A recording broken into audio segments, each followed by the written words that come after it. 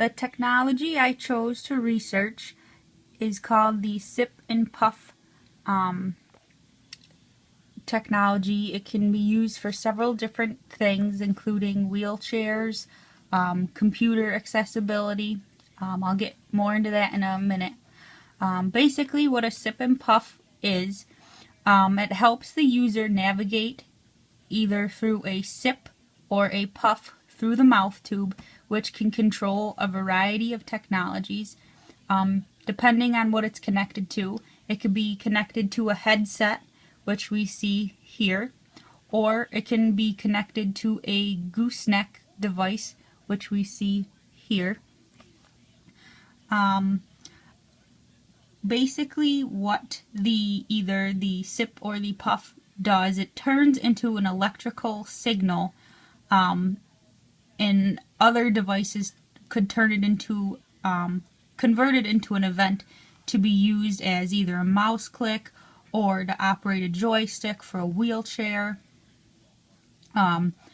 It could be considered as like an on-off signal, and then those would be combined with other types of software to run a computer.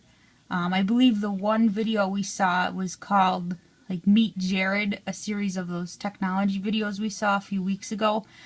He actually used a sip and puff device, and he combined it with several different types of software, and he was able to actually create websites. So different types of individuals who this device would work for would be people with limited or no motor capabilities. So they would be, I did see an example. Some states are using the sip and puff to help people with difficulty with motor capabilities in voting. Like I said earlier, it can be used to power a wheelchair or computer navigation. Some specific examples of people who this would be beneficial to are persons with cerebral palsy, muscular dystrophy, ALS, and multiple sclerosis. Sorry. An explanation of how the device would match a child's needs. I guess that would depend on the specific need of the child. A main one would be mobility.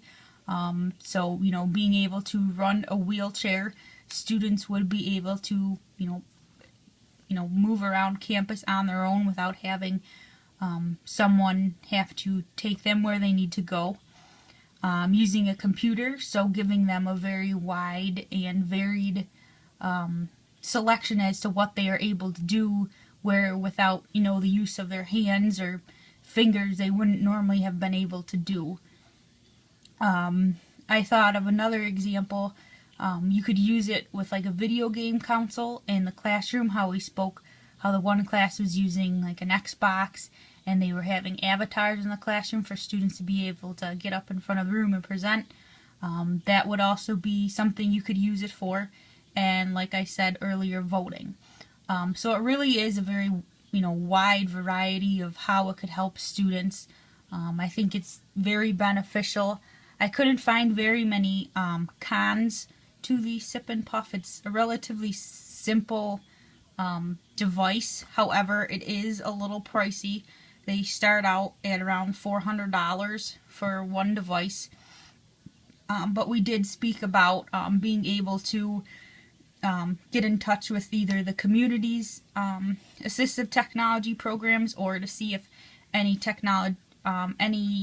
programs are offered through the school for students, for them to be able to use such device.